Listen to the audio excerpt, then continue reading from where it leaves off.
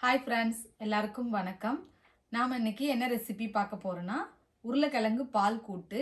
வாங்க எப்படி பண்ணுறதுன்னு பார்க்கலாம். ஒரு கப் பட்டாணி எடுத்து நைட்டே ஊற வச்சுருக்கேங்க. இது நல்லா ஊறிட்டுருக்கு.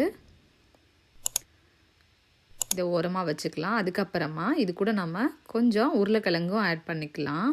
ஒரு 3 உருளைக்கிழங்கு எடுத்திருக்கேன். அதை நம்ம இப்போது இதை தோல் சீவிட்டு இந்த மாதிரி எடுத்துக்கலாம். தோல் சீவிட்டு சின்ன சின்னதாக கட் பண்ணி சேர்த்துக்கலாம்.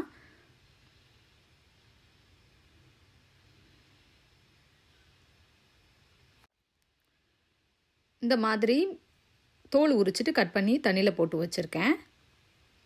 ஒரு குக்கர் எடுத்துக்கோங்க. அதில் நம்ம ஊற வச்சுருந்த பட்டாணி, அப்புறமா கட் பண்ணி வச்சுருந்த உருளைக்கிழங்கு ரெண்டையும் சேர்த்துக்கலாம்.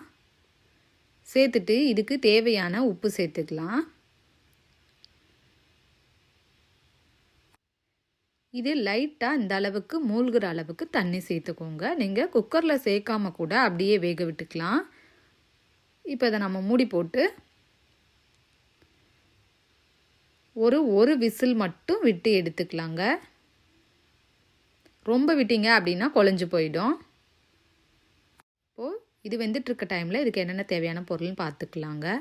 ஒரு மீடியம் சைஸ் வெங்காயம் இந்த மாதிரி கட் பண்ணி வச்சுருக்கேன். தக்காளி அரை தக்காளி தான் சேர்க்கணும். ரொம்ப சேர்த்தா புளிப்பாயிடும். அதனால ஒரு தக்காளியில் பாதி கட் பண்ணி எடுத்து வச்சுருக்கேன்.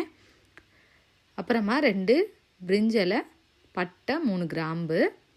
அப்புறம் பார்த்திங்கன்னா மிக்சி ஜாரில் கொஞ்சமாக ஒரு 3 சில்லு தேங்காவை இந்த மாதிரி ஒரு ஓட்டி எடுத்து வச்சுருக்கேன். அது கூட நாம் 3 பச்சை மிளகாய், 4 முந்திரி, சோம்பு, 1 டீஸ்பூன் கசகசா, இது எல்லாத்தையும் நாம் அரைச்சி ஒரு பேஸ்ட்டாக எடுத்துக்க போகிறோம். ஸோ இது எல்லாத்தையும் மிக்ஸி ஜாரில் சேர்த்துட்டு நீங்கள் லைட்டாக தண்ணி சேர்த்து அரைச்சி எடுத்துக்கோங்க.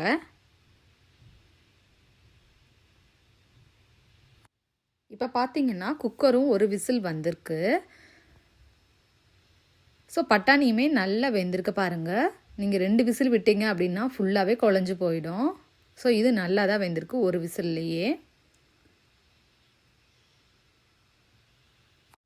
ஒரு கடாய் அடுப்பில் வச்சுக்கோங்க. அது நல்லா காஞ்சதுக்கு அப்புறமா 2 டேபிள் ஸ்பூன் எண்ணெய் சேர்த்துக்கோங்க.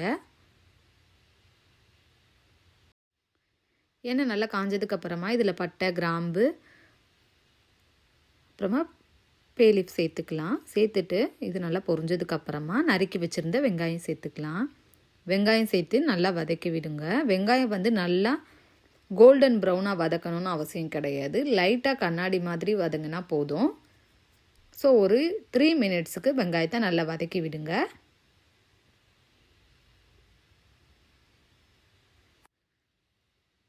இது இந்த பாருங்கள், கண்ணாடி மாதிரி இந்த அளவுக்கு வதங்கியிருக்கு. இப்போ நம்ம தக்காளி சேர்த்துக்கலாம்.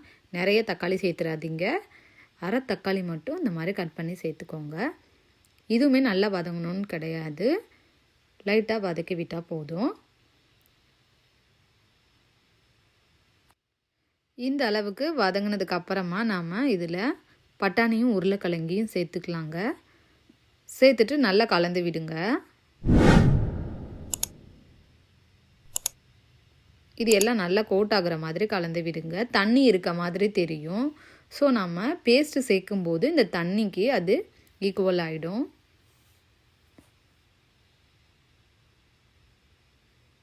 ஸோ நல்லா கலந்து விடுங்க. சால்ட்டு செக் பண்ணிக்கோங்க.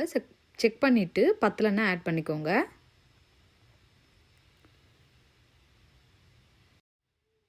ஸோ இந்த மாதிரி 3 நிமிஷம் நல்லா கிளறினதுக்கப்புறமா நம்ம அரைச்சி வச்சுருந்த தேங்காய் விழுதை இதில் சேர்த்துக்கலாம்.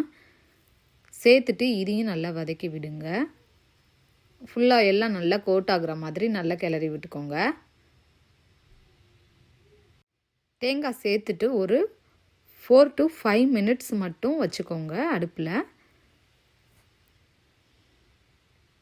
ரொம்ப நேரம் கொதிக்க விட்டுறாதீங்க. பார்க்குறதுக்கு தண்ணியாக இருக்க மாதிரி இருக்கும். நாம் கசகசா அப்புறமா முந்திரி எல்லாம் சேர்த்துருக்கனால இது கிரேவி திக்காகவே ஆகிடும். ஸோ அதனால் ஒரு 4 மினிட்ஸுக்கு இதை நம்ம கொதிக்க விட்டுக்கலாம்.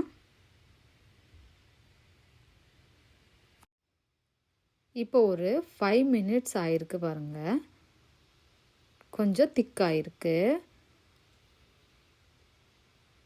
இது வந்து நம்ம ஸ்டவ் ஆஃப் பண்ணதுக்கு அப்புறமா பார்த்திங்கன்னா ஒரு 15 மினிட்ஸ்க்கு அப்புறமா நல்லாவே திக்காயிடுங்க. ஸோ இந்த கன்சிஸ்டன்சிலேயே நம்ம அடுப்பை ஆஃப் பண்ணிக்கலாம்.